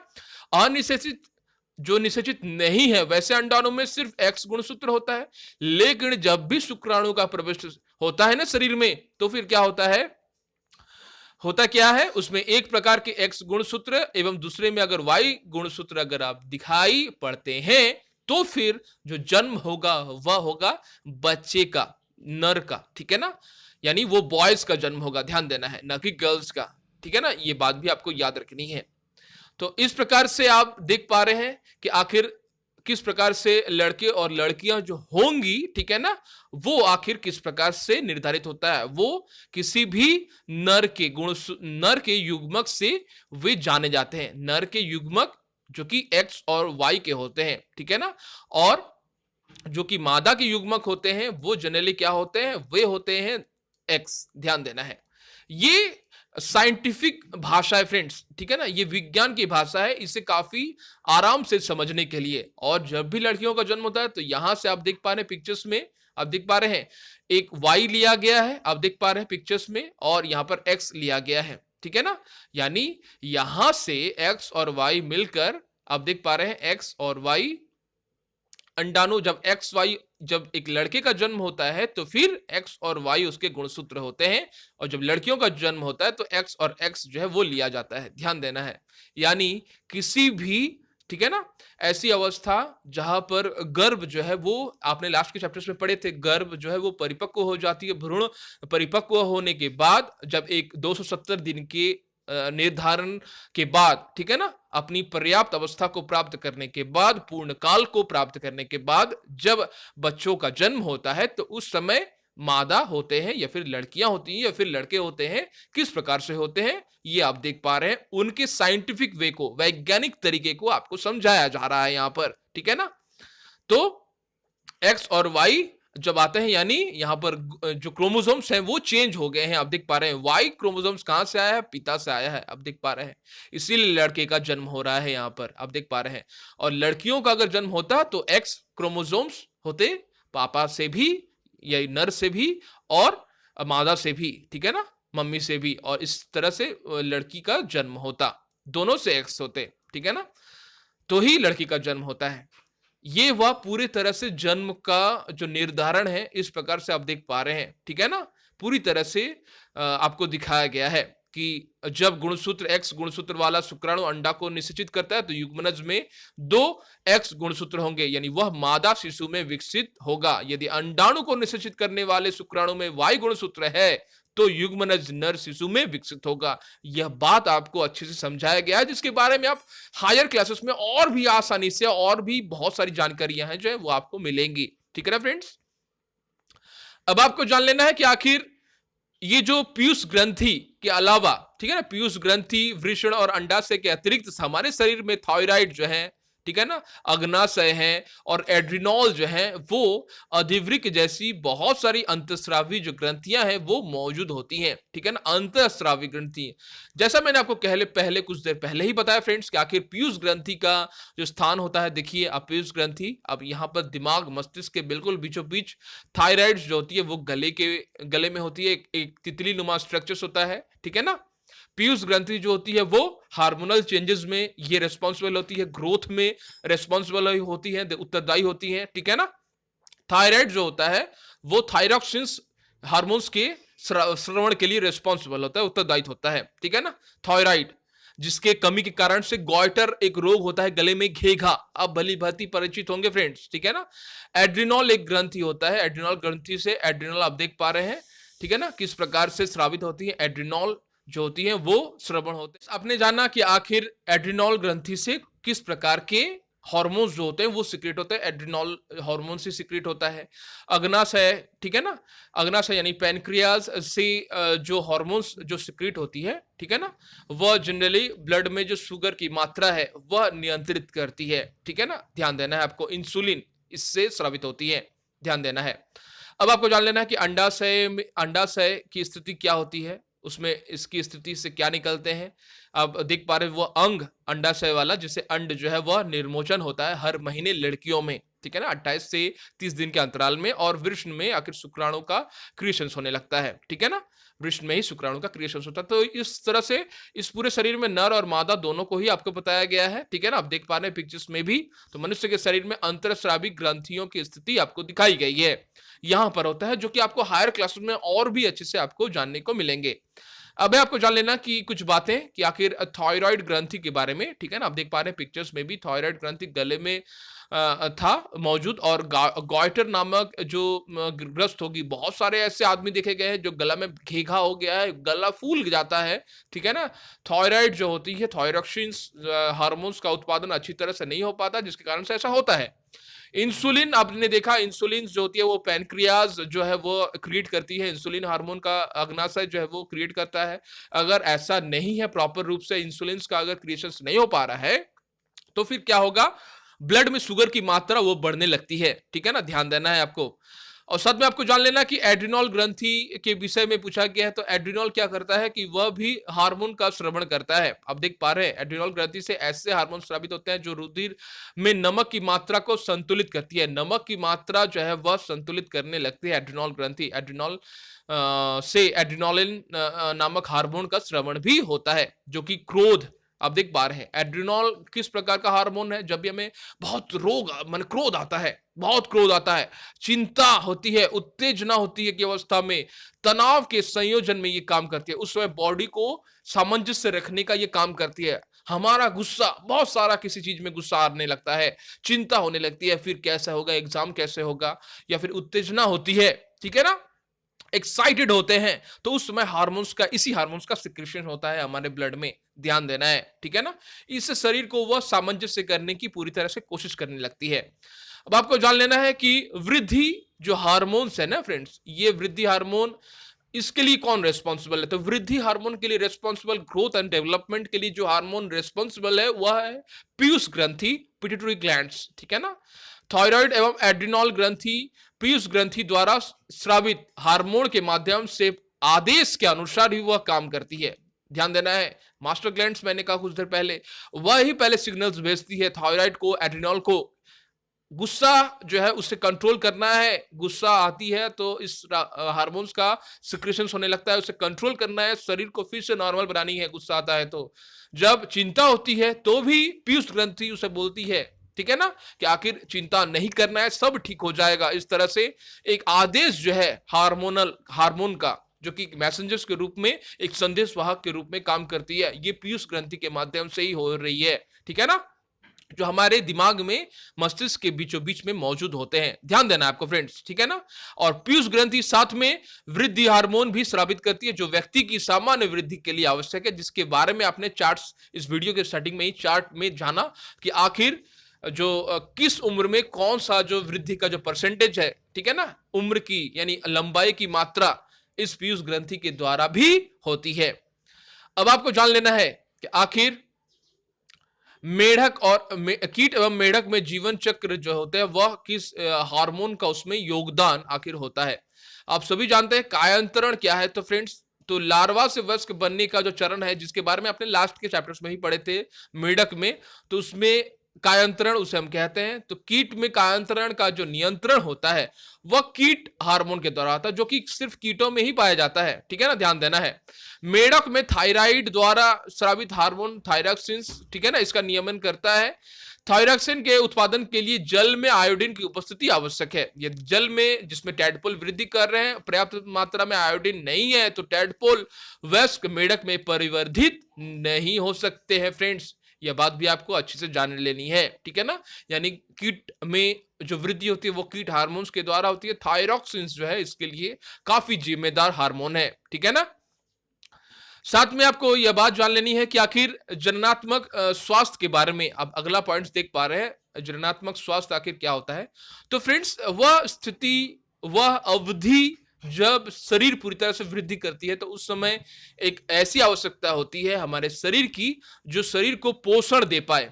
शरीर की वृद्धि के लिए वह उससे शरीर को अच्छी तरह से पोषण दे पाए। ठीक है ना, इसके लिए आवश्यकता होती है विभिन्न प्रकार के पोषक तत्वों की। ठीक है ना। तो पोषक तत्व किस तरह से आप प्राप्त कर सकते हैं? आप जानते हैं संतुलित आहार का आखिर क्या मतलब है। संतुलित आहार अगर आप ले पूरी तरह से, जिसमें कार्बोहाइड्रेट, प्रोटीन, फैट्स, वसा, ठीक है ना, आप सभी जानते हैं डाइटरी फाइबर्स जो है वो मौजूद होते हैं, तो ऐसे आहार को हम लोग संतुलित आहार कहते हैं। और इस तरह के आहार जैसे रोटी हुआ, दाल हुआ, सब्जी हुआ, साग सब्जी हुआ, या पनीर हुआ, इस तरह के सामान्यतः खाने में, ठीक है ना, या फिर दूध में हुआ, तो इस तरह के आहार को अगर आप पूर्ण रूप से अगर लेते हैं, एक थाली में सब कुछ अगर हो, यानी रोटी भी हो, ठीक है ना, रोटी भी हो सकती है, भात भी हो सकता है, कुछ दाल भी हो सकता है, सब्जियां, हरी सब्जियां भी हो सकती हैं, पनीर भी हो सकता है, तो इस प्रकार के आहार में आपको हर कुछ मिलेंगी। ध्यान देना है। ठीक है ना। संतुलित आहार वो आहार है जिसमें पोषक के सभी तत्व जो है, पोषण के सभी तत्व मौजूद होते हैं। ध्यान देना है। जैसे मैंने कुछ देर पहले ही बताया, आपने संतुलित आहार के बारे में लास्ट के क्लासेस में भी आपने पढ़े थे फ्रेंड्स, ठीक है ना, कि आखिर संतुलित आहार क्या है। वह आहार जिसमें प्रोटीन, कार्बोहाइड्रेट, फैट्स, ठीक है ना, वसा, आहारी रेशे सभी मौजूद होते हैं। ठीक है ना। साथ में अलग रूप से खनिज लवण जो है वो आपको लेने पड़ते हैं। खनिज लवण भी जिसमें मौजूद होते हैं नमक के रूप में। ठीक है ना। विटामिन जो है वो मौजूद होते हैं। ये संपूर्ण रूप से ऐसे पोषक तत्व जिसमें मौजूद होते हैं उसे हम संतुलित आहार कहते हैं। ठीक है ना। इसके बारे में आपने लास्ट के चैप्टर्स में भी पढ़े थे फ्रेंड्स। ठीक है ना। अब आपको जानना इसकी जरूरत होती है कब होती है? तो इसकी जरूरत किशोर अवस्था में ही होती है। क्यों होती है? क्योंकि उसमें आपका शरीर का समुचित विकास 80% तक हो जाता है। ठीक है ना। ध्यान देना है, 80% तक शरीर का समुचित विकास उस अवस्था में होता है, इसीलिए उसमें आपको काफी हद तक ऐसे भोजन को ग्रहण करना चाहिए जो कि शरीर में काफी योगदान अपना देती है। ध्यान देना है आपको। ठीक है ना। जैसे लोहा, आयरन तत्व रुधिर का निर्माण करती है, ऐसे आपको भोज्य पदार्थ लेने हैं जिसमें आयरन की प्रचुरता होती है, जैसे पत्तीदार साग सब्जियां, ठीक है ना, मां, संतरा, आंवले इत्यादि किशोर के लिए काफी अच्छे खाद्य पदार्थ होते हैं। ध्यान देना है आपको फ्रेंड्स। ठीक है ना। तो संतुलित भोजन लेना है, संतुलित आहार जो है उस समय अवस्था में आपको प्राप्त करनी है। आपको बचना चाहिए कौन से खाद्य पदार्थ से? आपको बचना चाहिए चिप्स से, पैक किए हुए किसी भी पदार्थ से, चिप्स, मैगी, नूडल्स, ठीक है ना, इनसे आपको बचना चाहिए। ये स्वादिष्ट होते हैं लेकिन शरीर में आपको किसी तरह से हेल्प नहीं करेंगे पोषक तत्वों को आपके शरीर में प्रदान करने के लिए। ध्यान देना है। इसीलिए भोजन वही लेना चाहिए जो आपके शरीर के समुचित विकास के लिए आवश्यक है, जिसमें पोषक तत्व की मात्रा पूर्ण रूप से हो। आप पिक्चर्स में भी आप देख पा रहे हैं, फल, मांस, ठीक है ना, सब्जियां, दूध, अंडे, ठीक है ना, विभिन्न प्रकार के जो ये है ना, आप देख पा रहे हैं पिक्चर्स में भी, विभिन्न प्रकार की दाल आप ले सकते हैं, खाद्यान्न आप ले सकते हैं, खाद्य के अन्न ले सकते हैं। ठीक है ना। अब आपको जान लेना है कि आखिर व्यक्तिगत स्वच्छता आखिर क्या होती है। ठीक है ना। तो फ्रेंड्स, व्यक्ति को प्रत्येक दिन ब्रश करना चाहिए, नहाना चाहिए, एक दिन में एक बार कम से कम नहाना चाहिए, ब्रश करनी चाहिए, हाथ पैर अच्छे से धोना चाहिए। ठीक है ना। और अच्छी तरह से साबुन लगाकर जो है वो स्नान करना चाहिए, बाल में शैम्पू होने चाहिए। इससे जीवाणु संक्रमण होने का जो खतरा है वह कम होने लगता है। अगर अगर जो व्यक्ति अब देखे होंगे बहुत सारे ऐसे व्यक्ति हैं जो काफी ज्यादा मात्रा में वह ज्वर होने लगता है, बीमार पड़ने लगते हैं। इसका एक कारण जो है उसका रेगुलर स्नान नहीं करना, वो नहाते नहीं होंगे, वो अच्छे से ब्रश नहीं करते होंगे, या फिर जो अच्छे क्लियर साफ सुथरे जो कपड़े हैं वो उन्हें नहीं पहनते होंगे। इसके कारण से बीमार आदमी पड़ने लगते हैं। बहुत समय हाथ को ना धोकर भी वह खाने लगते हैं, ठीक है ना। इसमें हाथ में विभिन्न प्रकार के जो बैक्टीरिया वायरस है वो मौजूद होने लगते हैं और खाने के साथ वह शरीर के अंदर चले जाते हैं। जीवाणु का संक्रमण हमारे शरीर को काफी हद तक करता है, याद रखने वाली बात है फ्रेंड्स। इसीलिए शरीर को अच्छे से सुरक्षित बनाए रखना भी, यह भी एक अच्छा काम है जिससे हमारा शरीर जो है वो स्वस्थ रहता है। अब आपको जान लेना है कि आखिर ऋतुस्राव जो होती है लड़कियों में, ऋतुस्राव के समय, ठीक है ना, लड़कियों में ऋतुस्राव के समय साफ सफाई का विशेष ध्यान रखना चाहिए, ठीक है ना, और साफ सुथरे कपड़े का ही इस्तेमाल करना चाहिए ऋतुस्राव के समय, ठीक है ना, ध्यान देना है। जिसमें ब्लड्स वगैरह काफी निकलते हैं, रुई वगैरह, अच्छे से साफ सुथरे रुई, अच्छे से साफ सुथरे कपड़े का इस्तेमाल करना चाहिए, जिससे किसी भी प्रकार का जीवाणु संक्रमण होने का खतरा जो है वो नहीं होता है। ध्यान देने वाली बात है फ्रेंड्स। अब है आपको शारीरिक व्यायाम। शारीरिक व्यायाम करने चाहिए। क्यों शारीरिक व्यायाम आवश्यक है? इससे जो रुधिर का परिवहन होता है हमारे संपूर्ण शरीर में वो अच्छे से होता है, ठीक है ना। शारीरिक व्यायाम करने से टहलना चाहिए, आपको सुबह के समय टहलना चाहिए, व्यायाम करने चाहिए, बाहर में खेलना चाहिए। ये समय जो है वो काफी इंपॉर्टेंट है ये किशोर अवस्था में। तो किशोर अवस्था में ज्यादातर लड़के लड़कियां कंफ्यूज होते हैं, जैसा मैंने आपको कुछ देर पहले बताया। तो उस समय अच्छे से आपको खेल कूद भी करनी चाहिए, व्यायाम करना चाहिए, टहलना चाहिए, हंसी मजाक सब अच्छे से करना चाहिए फ्रेंड्स, ठीक है ना। क्योंकि यह समय जो है होता है ये अपने जीवन का सबसे इंपॉर्टेंट टाइम होता है। यह बात भी आपको याद रखनी है फ्रेंड्स, ठीक है ना। अब आपको जान लेना है कि आखिर नशीली दवाओं और ड्रग्स का आखिर निषेध करें। किसी भी प्रकार का जो दवाएं हैं, ठीक है ना, जिससे आप काफी चिंतित हैं, उस प्रकार के किसी प्रकार के डॉक्टर्स के पास जाकर आप ऐसा नहीं करें कि इस लड़के जो है वो ये लड़का प्रॉपर रूप से पढ़ाई नहीं करता है, उसे मन नहीं लगता है किसी भी काम में, तो उस प्रकार की दवाई का भी आपको सेवन जो है वो सेवन नहीं करना चाहिए, ठीक है ना। क्योंकि यह एक नेचुरल जो है एक चेंजेस है, एक नेचुरल परिवर्तन है, प्राकृतिक रूप से परिवर्तन है। हार्मोन का जो सिक्रेशन होता है इस टाइम काफी रूप से बढ़ जाता है, ठीक है ना। और ये समय के साथ धीरे धीरे ठीक होने लगता है। हमारा संपूर्ण शरीर हार्मोन जो है वो फिर से ऐसे संतुलित कर देता है, ठीक है ना, ध्यान देना है। इसलिए इस प्रकार के समय में किसी भी तरह के दवाइयां जो है उनका सेवन जो है वो नहीं करनी चाहिए, ठीक है ना फ्रेंड्स। अब आपको जान लेना है इस चैप्टर से जुड़े क्वेश्चंस और आंसर्स के बारे। तो फ्रेंड्स चलिए देख ले रहे हैं कि आखिर प्रश्न नंबर 1 में हमसे क्या पूछे गए हैं। जैसा आप सभी देख पा रहे हैं, प्रश्न नंबर 1, शरीर में होने वाले परिवर्तनों के लिए उत्तरदायी अंतःस्रावी ग्रंथियों द्वारा स्रावित पदार्थ का क्या नाम है। यह आपका प्रश्न नंबर 1 है फ्रेंड्स, जहां पर आपको पूछा जा रहा है कि जो भी शरीर में परिवर्तन जो हो रहे हैं, ठीक है ना, उसके लिए जो रेस्पॉन्सिबल उत्तरदायी जो अंतःस्रावी ग्रंथियों द्वारा जो एक पदार्थ का सिक्रीशन हो रहा है, स्रावित हो रहा है, उस पदार्थ का आखिर नाम क्या है।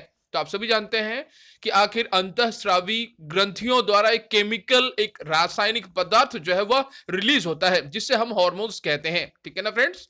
तो फ्रेंड्स इसके बारे में मैंने आपको वीडियोस में भी कई बार बताया कि आखिर अंतःस्रावी ग्रंथियों से आखिर क्या रिलीज होता है, जो टारगेट साइट पर ही काम करते हैं, ठीक है ना फ्रेंड्स। तो फ्रेंड्स चलिए देख ले रहे हैं कि इस सवाल का उत्तर हमें किस तरह से देना है। तो फ्रेंड्स सबसे पहले आपको उत्तर के रूप में लिखना है कि शरीर में होने वाले परिवर्तनों के लिए उत्तरदायी अंतःस्रावी ग्रंथियों द्वारा स्रावित पदार्थ का नाम हार्मोन है। आप देख पा रहे हैं, ठीक है ना, हार्मोन है, ये रासायनिक संदेशवाहक होते हैं फ्रेंड्स, ठीक है ना। तो फ्रेंड्स रासायनिक संदेशवाहक, रासायनिक आप सभी जानते हैं केमिकल जो सब्सटेंस होते हैं, संदेशवाहक जैसा मैंने आपको वीडियोस में भी बताया कि आखिर कौन सा काम करना है, किस जगह पर काम करनी है, ठीक है ना। तो यह एक संदेशवाहक मैसेंजर्स की तरह वर्क करते हैं, ठीक है ना, और बिल्कुल टारगेट साइट्स पर जाकर ही काम करते हैं, ठीक है ना। जिस क्षेत्र, जिस सेल्स पर काम करनी होती है, लक्ष्य पर अपने जाकर ही वो काम को स्टार्ट कर देता है। तो जो एक कोशिका ग्रंथि से दूसरे किसी कोशिका या ग्रंथि में संकेत पहुंचाया करते हैं, ठीक है ना, ये इसका मेनली जो काम होता है, समझ में रखना है आपको, ठीक है ना फ्रेंड्स। आगे बढ़ेंगे। देख लेंगे कि प्रश्न नंबर 2 में हमसे क्या पूछे गए हैं। प्रश्न नंबर 2 आप देख पा रहे हैं कि किशोरावस्था को परिभाषित कीजिए। सबसे आसान क्वेश्चन है फ्रेंड्स कि आखिर किशोर अवस्था को आप कैसे डिफाइन कर सकते हैं, कैसे परिभाषित कर सकते हैं, उसके बारे में आपको पूछा जा रहा है। तो फ्रेंड्स, इसके लिए सबसे पहले आपको लिखना पड़ेगा कि जीवन काल की वह अवधि जब शरीर में ऐसे परिवर्तन होते हैं जिसके परिणाम स्वरूप क्या होता है, जनन में परिपक्वता आती है। यानी जनन जो होता है वो मैच्योर हो जाता है, जनन वाले जो अंग होते हैं वो काफी मैच्योर हो जाते हैं, ठीक है ना। वह जो अवस्था है वह किशोरावस्था कहलाती है। किशोरावस्था की जो सीमा है, ठीक है ना, वह कितनी होती है, तो वह 11 वर्ष की आयु के आसपास शुरू होती है और 18 या 19 वर्षों की आयु तक यह रहती है। इसे ही हम लोग किशोर अवस्था कहते हैं। और किशोर अवस्था में आपने जैसा वीडियोस में भी जाना कि बहुत सारे शारीरिक जो चेंजेस आते हैं, ठीक है ना, शरीर में बदलाव आते हैं, मानसिक बदलाव आता है, ठीक है ना। उसके बाद जो सोचने और समझने की जो क्षमता होती है उसमें भी परिपक्वता आती है। जितने भी सारे जनन अंग होते हैं उसमें भी परिपक्वता आती है। ये बात आपको याद रखनी है फ्रेंड्स, ठीक है ना। आगे बढ़ेंगे फ्रेंड्स, देख लेंगे कि आखिर प्रश्न नंबर 3 में हमसे क्या पूछा गया है। जैसा आप सभी देख पा रहे हैं, ऋतुस्राव क्या है, वर्णन कीजिए। तो फ्रेंड्स, क्या है ऋतुस्राव, इसके बारे में मैंने आपको फ्रेंड्स वीडियोस में भी बताया कई बार, ठीक है ना, कि आखिर ऋतुस्राव क्या होते हैं।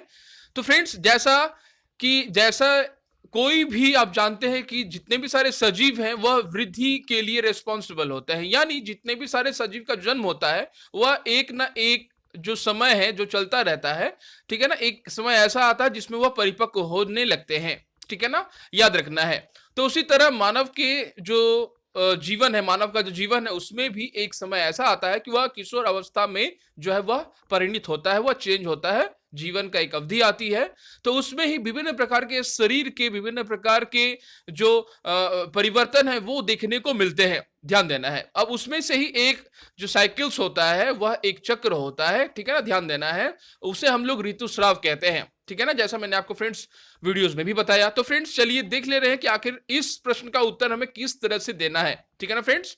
तो फ्रेंड्स, सबसे पहले आपको लिखना है कि स्त्रियों में जननावस्था का प्रारंभ जो है वह यौवनारंभ 10 से 12 वर्ष की आयु से ही हो जाता है। याद रखना ये बातों को। तथा सामान्यतः 45 से 50 वर्ष की आयु तक ये चलता रहता है। तो आप सभी जानते हैं कि स्त्रियों में जो जनन अवस्था का जो प्रारंभ है वह एक डेफिनिट टाइम में ही स्टार्ट हो जाता है, ठीक है ना, और ये सामान्यतः 45 से 50 वर्ष की आयु तक ये चलता रहता है। यौवनारंभ पर जो अंडाणु है वो परिपक्व होने लगते हैं, मैच्योर होने लगते हैं। जो ओवरीज में, ठीक है ना, वो अंडा जो है वो परिपक्व होने लगता है। अंडाशय में एक अंडाणु परिपक्व होता है तथा लगभग 28 से 30 दिनों के अंतर पर यह किसी एक अंडाशय द्वारा निर्मोचित भी हो जाता है, ठीक है ना। यानी वह शरीर से बाहर निकलने की भी कोशिश करता है। ध्यान देना है।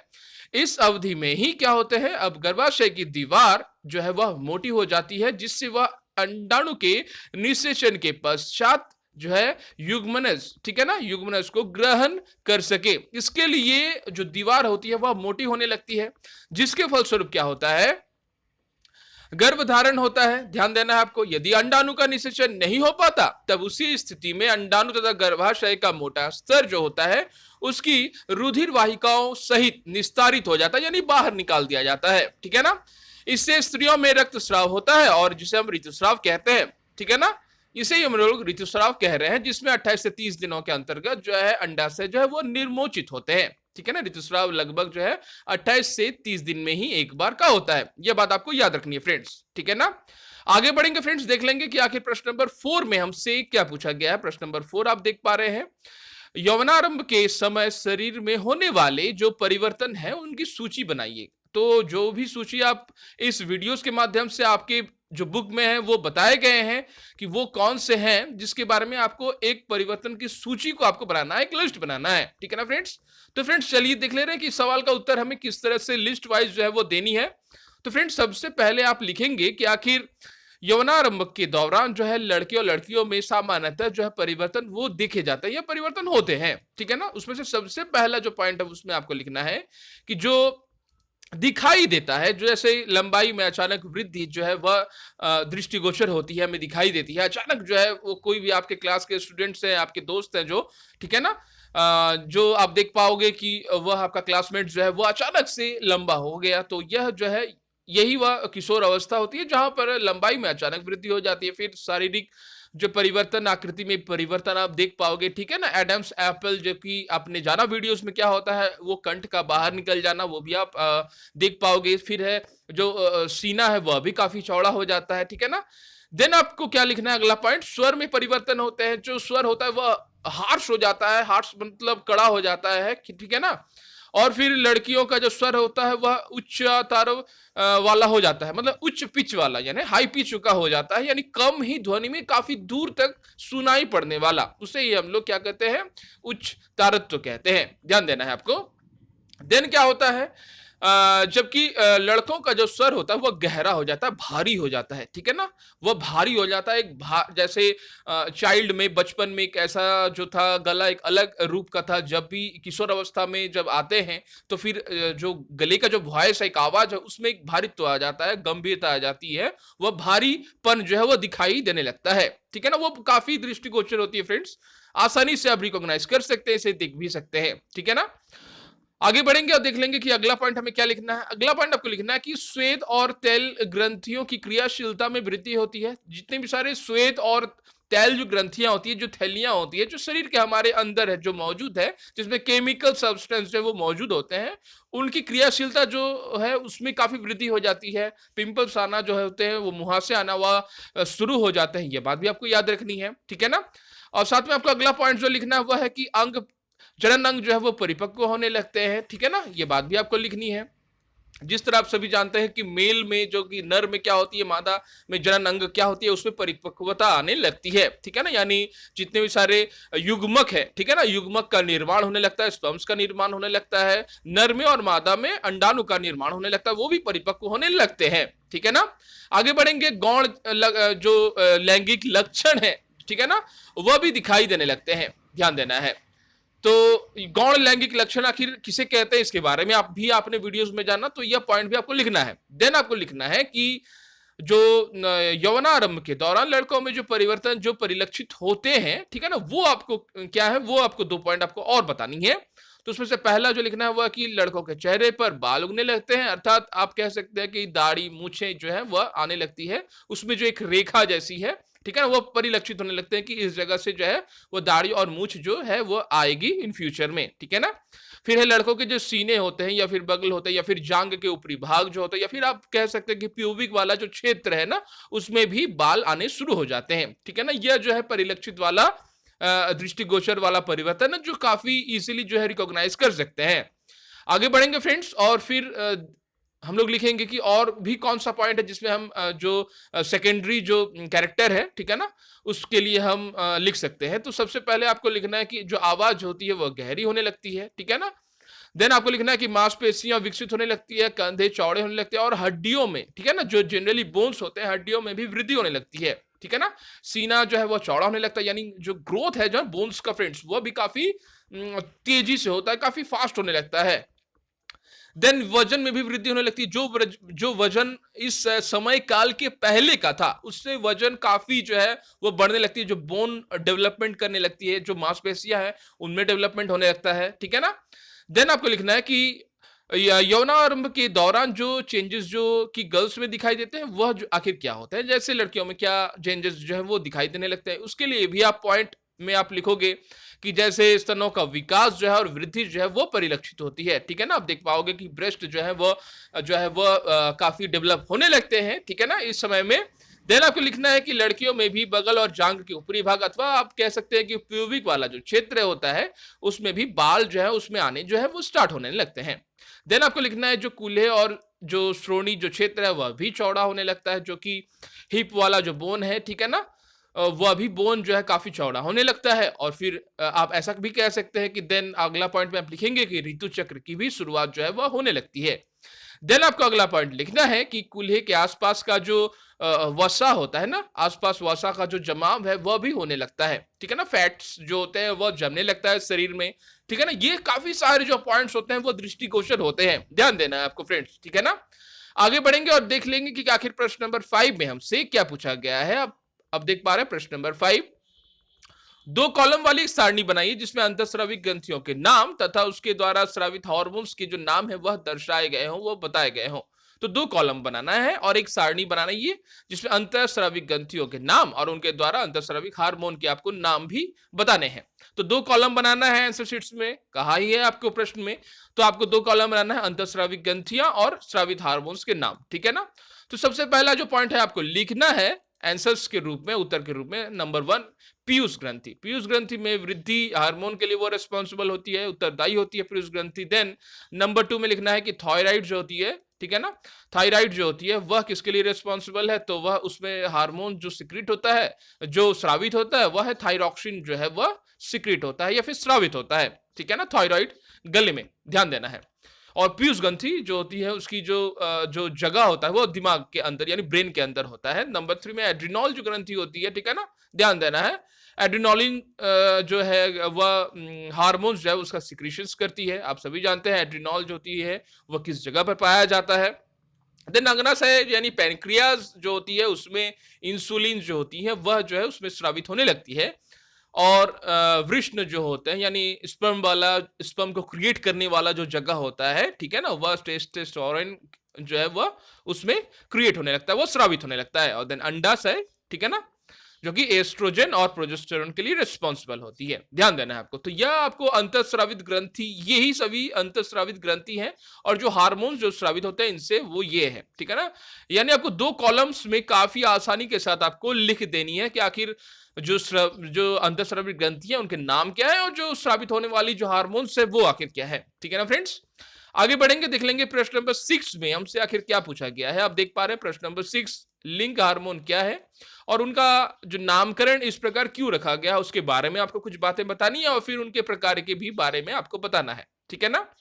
तो फ्रेंड्स चलिए देख ले रहे हैं कि इस सवाल का जो उत्तर है वो हमें किस तरह से देना है। तो आपको लिखना है सबसे पहले जो हार्मोन जो गौण लैंगिक लक्षण का गठन करते हैं, ध्यान देना है, हार्मोन जो कि गौण लक्षण जो गौण लैंगिक लक्षण का जो गठन करते हैं उन्हें हम सेक्स हार्मोन्स जो है वो कहते हैं।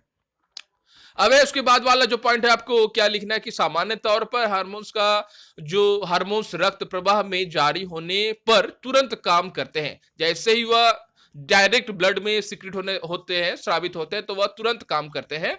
लिंग हार्मोन अलग है, ध्यान देना है, क्योंकि यह बाद में काम करना फिर स्टार्ट करते हैं, धीरे धीरे प्रजनन के लिए शरीर को तैयार भी करते हैं, ध्यान देना है, ठीक है ना। अगले पॉइंट्स में आपको लिखना है कि लिंग हार्मोन विकास और वृद्धि में मूलभूत परिवर्तन के लिए है वह जिम्मेदार होती है और फिर गौण जो लैंगिक लक्षण है उनका उनका जो विकास को वह प्रोत्साहित करती है, ठीक है ना, ध्यान देना है। और फिर आपको लिखना है कि वृष्ण और अंडाशय प्रजनन, ठीक है ना, वृष्ण और अंडाशय प्रजनन अंग है, ध्यान देना है आपको। आपने इसके बारे में लास्ट के चैप्टर्स में भी पढ़े थे फ्रेंड्स। वृष्ण और अंडाशय जो है वो प्रजनन अंग होते हैं और दोनों यौनारंभ के दौरान पीयूष हार्मोन द्वारा उत्तेजित होने लगते हैं। यही कारण है कि इन्हें हम लिंग हार्मोन भी कहते हैं, ध्यान देना है आपको। अब इनके काम के बारे में अगर जानना कि आखिर लिंग हार्मोन के प्रकार के बारे में जानना, ठीक है ना, तो आपको लिखना है सबसे पहले पॉइंट के रूप में आपको लिखना है कि पुरुषों में वृष्ण, ठीक है ना, वृष्ण पौरुष हार्मोन टेस्टोस्टेरोन का उत्पादन करने लगता है या करता है। यह हार्मोन प्राथमिक, ध्यान देना है, प्राथमिक और गौण यानी दोनों, प्राथमिक भी और गौण भी, गौण लैंगिक लक्षण के लिए विकास और रक्षण, ठीक है ना, और शुक्राणु के उत्पादन में काफी यह मदद करता है, ध्यान देना है। पुरुष में हार्मोन है टेस्टोस्टेरोन, याद रखना है आपको फ्रेंड्स। ये नाम जो है वो काफी इंपॉर्टेंट है फ्रेंड्स, आपको नाम जो है काफी अच्छे से याद रखनी है और उनका जो काम है वह भी याद रखना है, ठीक है ना। देन आपको जो दूसरा पॉइंट जो बतानी है वह है कि स्त्रियों में अंडाशय प्राथमिक, ठीक है ना, ध्यान देना है, और फिर गौण लैंगिक लक्षण के लिए फिर जिम्मेदार रिस्पॉन्सिबल जो हार्मोन्स होती है वह एस्ट्रोजन और प्रोजेस्टेरोन का स्राव जो है वह करते हैं, ध्यान देना है आपको। आगे बढ़ेंगे फ्रेंड्स, देख लेंगे कि आखिर प्रश्न नंबर 7 में हमसे क्या पूछे गए हैं। जैसा आप सभी देख पा रहे हैं प्रश्न नंबर 7, सही विकल्प चुनिए। जो विकल्प है आपको सही रूप से चुनना है, आपको बताना है। आपको कुछ 4 विकल्प जो है वो दिए जाएंगे एक प्रश्न के आधार पर, ठीक है ना। आपको बताना है कि आखिर कौन सा जो है सबसे सही है, जो सही विकल्प है उस पर आपको बताना है। जैसे एग्जाम्पल के रूप में आपको पूछा जा रहा है, जैसे आपको पूछा जा रहा है सवाल के रूप में, आपको किशोर को, ठीक है ना, सचेत रहना चाहिए कि वह क्या खा रहे हैं। किशोरों, जब जितने भी सारे किशोर होते हैं उनको यह सचेत होना चाहिए कि आखिर वो क्या खा रहे हैं, उनके बारे में उनके पास नॉलेज भी होनी चाहिए, ठीक है ना। अब इसके पीछे का रीजंस क्या है? क्योंकि उचित भोजन से उनके मस्तिष्क का विकास होता है, ध्यान देना है। उचित भोजन से उसके मस्तिष्क का विकास होता है, नंबर 1। नंबर 2 में पूछा जा रहा है कि शरीर में तीव्र गति से होने वाले वृद्धि के लिए उचित आहार की आवश्यकता होती है, नंबर 2। नंबर 3 में पूछा जा रहा है कि किशोर को हर समय भूख लगती रहती है, नंबर 3। और नंबर 4 है किशोर में स्वाद जो कलिकाएं होती हैं, ग्रंथियां जो भली भांति विकसित होती है, स्वाद वाले जो कलिकाएं होती है जो कि जीभ में प्रेजेंस होती है, तो वह काफी अच्छी तरह से विकसित होने लगती है, तो इसलिए बार बार भूख लगती होगी। तो इसमें से कौन सा पॉइंट है जो सबसे जो है बिल्कुल सही होना चाहिए? तो फ्रेंड्स, आप सभी जानते हैं कि जितने भी सारे किशोर्स हैं वो हमेशा उनको सचेत रहना चाहिए, अवेयर होना चाहिए कि आखिर वो क्या खा रहे हैं, क्योंकि जितने यही वो टाइम है जब जो शरीर का जो विकास है, ध्यान देना है, शरीर का जो विकास है वह काफी हद तक जो है वो हो जाता है, ठीक है ना, याद रखना है। काफी 70 to 80% जो है होते हैं वह जो है वह इसी अवधि के दौरान जो है वो कंप्लीट होने लगते हैं, ठीक है ना। तो आपको लिखना है कि शरीर में तीव्र गति से होने वाले वृद्धि के लिए उचित आहार की आवश्यकता होती है, ध्यान देना है, क्योंकि इस समय जो शरीर की जो वृद्धि होती है काफी अपने चरम सीमा पर होती है, ध्यान देना है, यही वो समय है फ्रेंड्स, ताकि जो शरीर की जो वृद्धि होती है अपने चरम पर होती है। तो इस समय जो भी खा रहे हैं उनको सचेत होना चाहिए कि ये जो हम खा रहे हैं इससे क्या शरीर में होने वाले गति जो है तो उसके लिए क्या आवश्यक है। जैसे इसमें भी आपको संतुलित आहार, प्रोटीन जैसे जो भोज्य पदार्थ है वो भी आपको लेने चाहिए, ठीक है ना, ध्यान देना है आपको। विटामिन जो है वो लेनी चाहिए, ध्यान देना है आपको। आगे बढ़ेंगे और देख लेंगे नंबर ख में हम आखिर हमसे क्या पूछा गया है। नंबर ख आप देख पा रहे हैं, स्त्रियों में जनन आयु जो काल है उसका प्रारंभ होता है, ठीक है ना।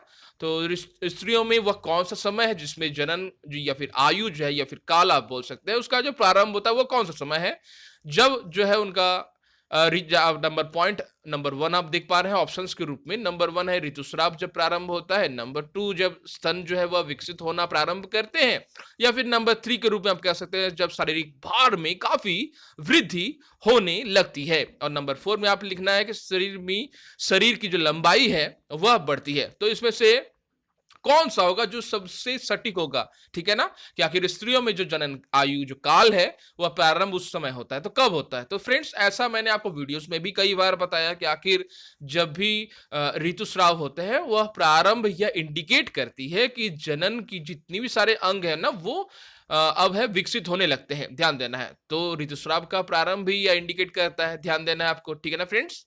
आगे बढ़ेंगे और देख लेंगे कि प्रश्न नंबर गौ में हमसे क्या पूछा गया है। प्रश्न नंबर गौ आप देख पा रहे हैं, निम्न में से कौन सा आहार किशोर के लिए सर्वोचित है, मतलब सबसे उचित है, कौन सा आहार है जो उसे सब जो है लेना चाहिए किशोर अवस्था में, ठीक है ना। जैसे नंबर 1 में चिप्स, नूडल्स, कोक, या फिर दाल रोटी, दाल सब्जियां, चावल्स, नूडल्स, बर्गर, शाकाहारी, टिक्की, चिप्स, लेमन पे। तो फ्रेंड्स याद रखना है इसमें से एक ऑप्शन जो है वो बिल्कुल करेक्ट है, वह है कि रोटी, दाल और सब्जियां, ध्यान देना है, रोटी भी लेनी है उसे, दाल भी लेना है, ठीक है। आप सभी जानते हैं रोटी में डाइटरी फाइबर्स, आहारी रेशे मौजूद होते हैं। साथ में अब यह बात भी जान लें कि कार्बोहाइड्रेट जो है होती है वह जो रोटी है अन्न के जो दाने होते हैं उसमें मौजूद होते हैं। दाल में काफी रिच मात्रा में प्रोटीन मौजूद होता है, सब्जियों में जितने भी सारे आयरन्स जो होते हैं वह मौजूद होते हैं। तो ये रोटी, दाल और सब्जियां जो होती हैं वह बिल्कुल प्रॉपर खाना है आखिर जब किशोर अवस्था में होते हैं बच्चे, ठीक है ना। यह बात भी आपको याद रखनी है। जैसे मैंने आपको वीडियोस में भी बताया कि आखिर किशोर को सचेत रहना चाहिए कि वह क्या खा रहे हैं, ठीक है ना, क्योंकि शरीर में तीव्र गति से होने वाला जो वृद्धि के लिए उन्हें उचित आहार की आवश्यकता होती है, जैसा मैंने फ्रेंड्स आपको कुछ देर पहले बताया। नंबर वहीं दूसरी तरफ स्त्रियों में जनन आयु का काल का प्रारंभ जो होता है उस समय होता है जब उनका ऋतुस्राव होता है। नंबर गौ, निम्न में से कौन सा आहार किशोर के लिए सर्वोचित है, तो वह है रोटी, दाल और सब्जियां। तीनों में काफी प्रचुर मात्रा में विभिन्न प्रकार के पोषक तत्व जो है वो मौजूद होते हैं, ध्यान देना है आपको। आगे बढ़ेंगे फ्रेंड्स, देख लेंगे कि आखिर प्रश्न नंबर 8 में हमसे क्या पूछा गया है। प्रश्न नंबर 8 आप देख पा रहे हैं, निम्न पर टिप्पणी लिखिए। टिप्पणी करना है, कुछ बातें आपको लिखनी है, 2-4 पॉइंट्स आपको बताने हैं, ठीक है ना। तो फ्रेंड्स चलिए देख ले रहे हैं कि आखिर प्रश्न क्या है। एडम्स एप्पल, गौण लैंगिक लक्षण और गर्भस्थ शिशु में लिंग निर्धारण, ये 3 पॉइंट हैं। आपको 3 के बारे में कुछ बातें जो है वो टिप्पणी के रूप में एज अ शॉर्ट नोट्स के रूप में लिखनी है। तो फ्रेंड्स चलिए देख ले रहे हैं कि इस सवाल का उत्तर हमें किस तरह से देना है। तो फ्रेंड्स आपको उत्तर के रूप में लिखना है सबसे पहले जो आप देख पा रहे हैं कि एडम्स एप्पल, आप देख पा रहे हैं पॉइंट्स में नंबर 1 आपको लिखना है कि गले के सामने की और सुस्पष्ट उभरे भाग को हम एडम्स एप्पल या फिर कंठमणि जो है वो कहते हैं।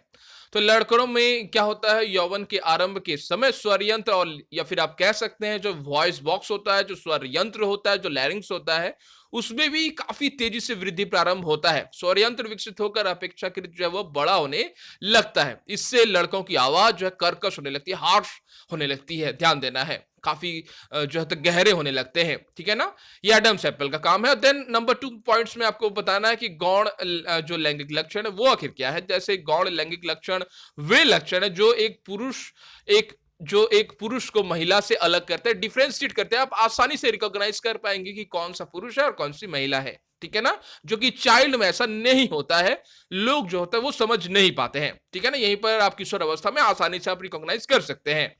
देन लड़कों में जो पॉइंट्स आपको लिखने हैं कि वो कौन से पॉइंट्स है जो आपको बताने हैं। लड़कों के चेहरे पर बाल जो है वह उगने लगती है, अर्थात दाढ़ी मूछें आना प्रारंभ होने लगती है। लड़कों के सीने या फिर बगल या फिर जांग के ऊपरी भाग अथवा प्यूबिक क्षेत्र में भी बाल आने शुरू होते हैं। देन आवाज जो होती है वह गहरी होने लगती है। मांसपेशी जो है, हड्डियां जो है वह काफी विकसित होने लगती है, काफी डेवलप होने लगता है। और कंधे जो होते हैं, जो शोल्डर्स होते हैं, वो काफी चौड़े होने लगते हैं। देन वजन में भी काफी वृद्धि होने लगती है। जब इतने सारे मांसपेशियों में विकास होगा, जब हड्डियों में विकास होगा, देन क्या होगा, जो वजन है वो ऑटोमेटिक स्वतः ही वह वृद्धि होने लगता है। ध्यान देना है आपको। और देन आपको लड़कियों में पॉइंट्स जो है वो कैसे किस तरह से आपको बताने हैं वह भी आपको जान लेना है। ठीक है ना, जैसे ऐसा आप लिख सकते हैं कि स्तनों का जो विकास है वह वृद्धि जो वह प्रारंभ होने लगती है। देन लड़कियों में भी बगल और जांग के ऊपरी भाग या फिर आप कह सकते हैं कि प्यूबिक क्षेत्र में भी बाल आना स्टार्ट होने लगते हैं। ध्यान देना है, ठीक है ना। देन आप पॉइंट में लिखेंगे कि कुल्हे और श्रोणी जो क्षेत्र है, ठीक है ना, वह जो क्षेत्र होता है वह काफी चौड़ा होने लगता है। देन आपको अगला पॉइंट जो है वह बताने हैं कि ऋतु चक्र की जो है वह शुरुआत होने लगती है और फिर कुल्हे के आसपास का जो वसा होता है वह भी जमाव होने लगता है, जैसा इसके बारे में आपने वीडियोस में भी जाना फ्रेंड्स। ठीक है ना। देन है कि आपको तीसरे पॉइंट्स पर बतानी है कि गर्भस्थ शिशु में आखिर लिंग निर्धारण जो होती है वह उसके बारे में आपको कुछ बातें जो है शॉर्ट नोट्स के रूप में, टिप्पणी के रूप में लिखना है। ठीक है ना। तो आपको लिखना है सबसे पहले फ्रेंड्स कि आखिर सभी मनुष्यों की कोशिका के केंद्रक में 23 जोड़े गुणसूत्र जो है वो पाए जाते हैं। 23 जोड़े यानी 46 यानी 46। इनमें से 2 गुणसूत्र यानी एक जोड़ी लिंग सूत्र होती है जिन्हें हम एक्स और वाई कहते हैं। ध्यान देना है, एक महिला में 2 एक्स गुणसूत्र पाए जाते हैं, जबकि पुरुष में एक्स और वाई जो गुणसूत्र पाए जाते हैं। ध्यान देना है, युग्मक अंडाणु अथवा शुक्राणु में गुणसूत्र का एक जोड़ा होता है। युग्मक जो बनता है उसमें से एक अंडाणु या फिर शुक्राणु में एक क्या होता है, गुणसूत्र का एक जोड़ा जो है वह प्रेजेंस होता है। अब अनिषेचित अंडाणु में सदा एक एक्स जो है वह गुणसूत्र होता है। अनिषेचित जो फर्टिलाइज नहीं है, ठीक है ना, जिसका निषेचन नहीं हुआ है। परंतु जैसे शुक्राणु 2 प्रकार के होते हैं, जिनमें एक प्रकार में एक्स गुणसूत्र होते हैं, ठीक है ना, ध्यान देना है, और दूसरे में वाई गुणसूत्र होता है। ध्यान देना है, ठीक है ना फ्रेंड्स।